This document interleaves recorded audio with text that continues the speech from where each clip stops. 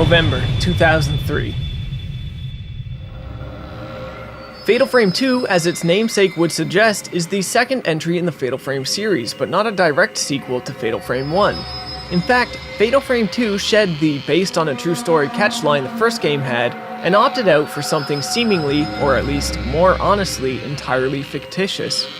Complete with much more attractive case art and the ominous and alluring subtitle Crimson Butterflies, Fatal Frame 2 was sure to attract and expand on the first game's core audience, and boy did it ever do just that. But the improvements didn't stop at just the size of an audience the game could net. No, it definitely didn't stop there. Fatal Frame 2 made so many leaps forward, it put the third entry in a nearly impossible to deal with situation. Regardless of how good Fatal Frame 3 would be, it certainly could not compete with Crimson Butterflies. This is reflected nowadays in the accessibility of Fatal Frames 1 and 3 versus the second. Despite not being the rarest of the Fatal Frame games, and in fact being the most popular of the three, selling more than 3 times the amount of Fatal Frame 1, it is less likely to show up in the aftermarket as fans of the game are much less likely to part with the game and put it up for sale. Releasing in Japan in November of 2003 and North America in December 2003, followed lastly by PAL regions in April of 2004, its cult status has cemented it as one of the greatest survival horrors of the console generation, and by many as one of the best survival horrors in the history of the genre. I count myself as a member of both categories. Prior to the game's release, in an interview with IGN, Keisuke Kikuchi had this to say when asked what he hoped to achieve with Fatal Frame 2. I want to make it the #1 source of horror content. In other words, I want to provide a type of horror unique to games that will not be outdone by horror movies or novels. I want to achieve this through the use of situation and presentation, and not by grotesque imagery. I personally believe Keisuke met his expectations, and far exceeded them. Fatal Frame 2 still plays just like Fatal Frame 1, only adding more mechanics to the camera obscura. The controls in the game are much tighter, the combat more refined to feel more user-friendly, and the fixed camera angles positioned a little better to better guide the player through the levels. It's everything a good sequel should be, a refinement of all the previous game's mechanics and a greater focus on what made the first so good, while doing away with the more frustrating elements. The only really bad thing they carried over was the voice acting. While still an improvement over the first, it is far from good.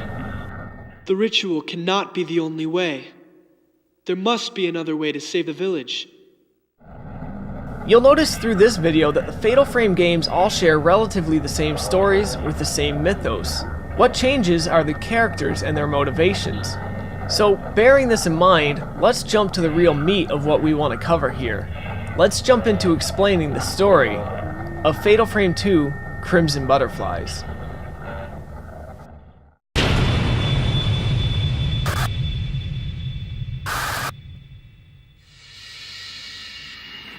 Much like Fatal Frame 1, you play through the main events of the plot, but making sense of them means collecting and understanding an absolute slew of journal entries, old documents, and crystals to listen to audio messages from on your spirit radio. The history in this game is immense, and it's hidden all over the place. Where this game takes place in a much bigger area with loads of indoor and outdoor locations, dark environments, nooks and crannies galore, and an absolute insane amount of bookshelves, closets, and dressers to investigate, putting the story together is one of the biggest tasks you can do in this game. So I'm gonna do it for you, but be warned, many characters have similar names, and this can get very confusing very fast. I'm not going to do a play-by-play of the story, but I will have to do a play-by-play of the intro, just until a couple settings and characters are established for what's to come. I intend only on filling you in on the main character's main events, motivations, and purposes, so if you want more, please check the links in the description. Even with severely limiting what I'm going to tell you, this is going to be a trip. So let's begin. At the onset of the game, we see our two main characters, Mayu and Mio. While they sit by a riverside in the forest, we see a flashback of a time when they were here as children. In this flashback, Mayu takes a tumble, which results in an injury she carries on into adulthood. Even when not in the flashback, Mayu will be walking with a limp as a result of the injury. Much further into the game, we will discover this fall she took as a child was not an accident at all, but completely on purpose, but we'll get back to that later. When Mio comes out of her flashback, her sister Mayu is running through dark woods following a crimson butterfly. Mio pursues her immediately. Getting lost in the woods, Mio and Mayu arrive in an abandoned village known as All Gods Village. This village has different names depending on the localization you've played. All Gods Village exists in a bit of a spiritual dimension, and upon entering it, Mio and Mayu do as well, and so exiting it is not as simple as walking back the way they came. They walk into the village and follow the path of a ghost lady they seen ahead of them. Following this trail leads them to the first ever official camera obscura. While it's basically the same as the camera in Fatal Frame 1 with a few minor upgrades, this is the entry where it got its name. With the camera in hand, the sisters explore for a short while, when eventually they are attacked by a ghost. Mio defeats her with the use of the camera obscura, but passes out immediately after. When Mio awakes, Mayu is leaving to chase after more Crimson Butterflies. Throughout this game, the Crimson Butterflies will lead the way, and no, Ronald Weasley, following the butterflies is not any better than following the spiders. Mio follows Mayu to the Kurosawa house and finds the door locked. Crimson Butterflies now lead Mio to the store where she meets a boy named Itsuki, who is locked inside for reasons I will explain later. Yes, his voiceover is the worst. Itsuki tells Mio that she must leave the village before the ceremony starts, but Itsuki doesn't refer to Mio as Mio, he refers to Mio as Yai. In addition to this, he talks of another girl named Sai, Yai's twin sister. He says Sai is about to start the ritual at the ceremony house. The ceremony house is part of the Kurosawa house and is exactly where Mayu is at this moment in time. Through much adventuring, Mio does eventually find her way into the Kurosawa house. After battling a demon known as the KUSABI, Mio and Mayu reunite. A KUSABI is a demon created in something called the Hidden Ritual, wherein the members of All Gods Village sacrifice outsiders to the Hellish Abyss in an attempt to delay the repentance.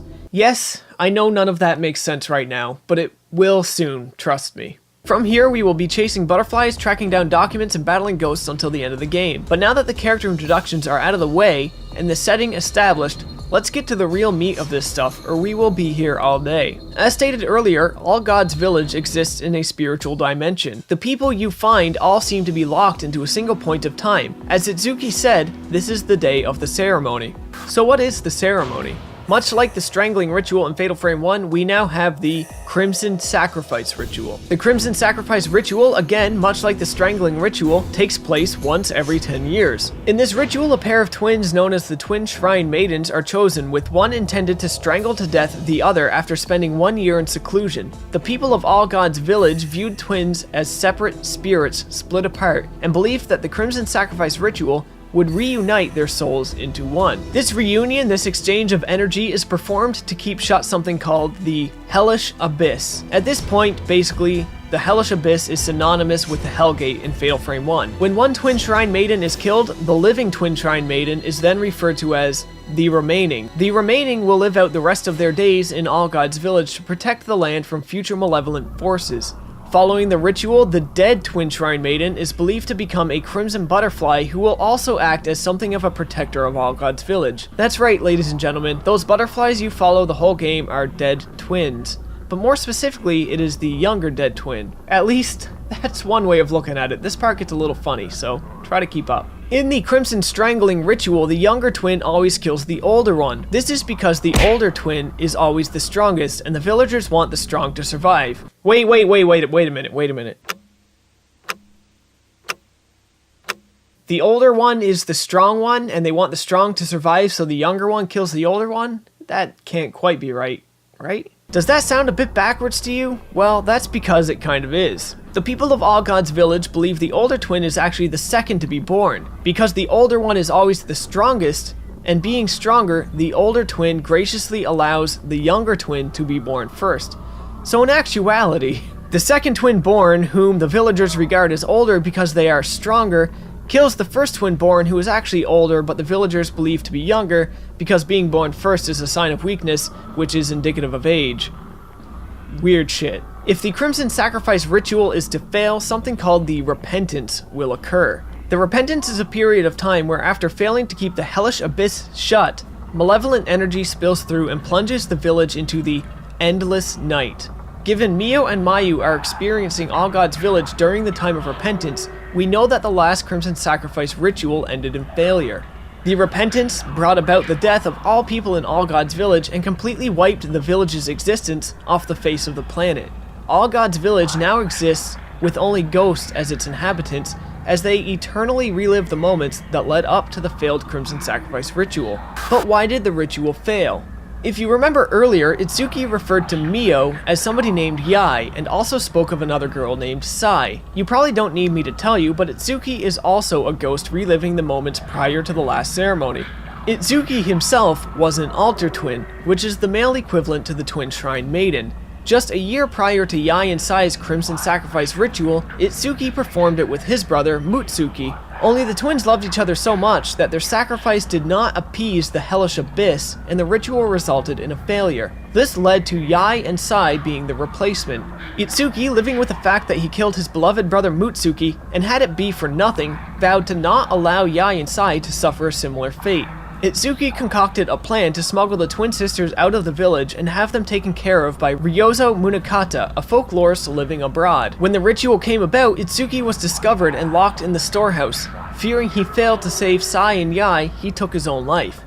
But his plan wasn't a complete failure. Yai and Sai attempted to escape through the woods Itsuki showed them. Sai, being weak just like Mayu, couldn't keep up. She begged her sister to slow down and even faked falling in hopes her sister would come back for her. Sai had made peace with the ritual and didn't really want to leave the village. Yai, on the other hand, did not stop. Yai continued to run until she became hopelessly lost in the woods. Soon after her tumble, Sai was captured by villagers.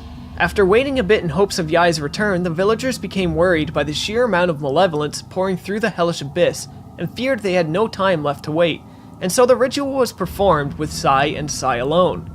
Sai was strangled to death via hanging and her body was disposed of in the abyss. Without Yai there, Sai's soul did not reunite with Yai. There was no remaining and Sai did not become a crimson butterfly. The ritual failed yet again, and the repentance occurred, causing Sai's body to arise from the abyss she was thrown into as a malevolent evil spirit bent on revenge. When Yai found her way out of the woods, she arrived back at All Gods Village and the repentance had already occurred.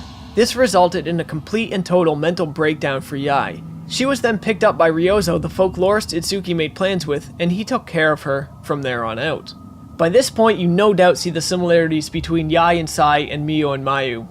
Well, the members of All Gods Village see it too. Upon arriving in All Gods Village, Sai's spirit possesses Mayu's body. Now this next bit is a bit of guesswork on my part, but I believe Sai always had some degree of power over Mayu. The fall Mayu took as a child that resulted in her limp was, I believe, due to the power Sai had over her, and even at that time was an attempt to draw them into the village. So when Sai's power over Mayu finally resulted in getting Mayu where she always wanted her, all manner of ghosts in the village organized to make Mayu and Mio the new twin shrine maidens and perform the Crimson Sacrifice ritual and end the repentance. Mio, when given the chance to escape the village, chooses instead to pursue her sister to the Hellish Abyss. What occurs next is some real heartbreak. Mayu, possessed by Sai, fully believes the ritual must occur. Mio obliges and strangles her sister to death. I'm of the opinion this happens because Mio is now possessed or has always been possessed by Yai, but that's never actually expressed in the game. I believe this is Yai's way of setting things straight with her sister and making up for all the bad that came of the moment she abandoned her in the woods. Mayu's body is then thrown into the Hellish Abyss as a crimson butterfly peels from her neck where Mio's hands left a red imprint. Mio follows the butterfly, screaming her apologies. The single crimson butterfly then is followed by hundreds as more spill out of the Hellish Abyss and the spirits of the dead are put to rest. The repentance has ended. Mio escapes the village. Later, the village is replaced by a lake after the construction of a new dam, sealing All Gods Village and the Hellish Abyss beneath water forever. Or so we hope. In the final moments of the game, we witness Mio sitting on a park bench gazing at the lake that used to be All Gods Village, with a crimson butterfly mark on her neck. Mayu and Mio are one. And I like to believe so too are Yai and Sai. And that is the story of Fatal Frame 2, Crimson Butterflies.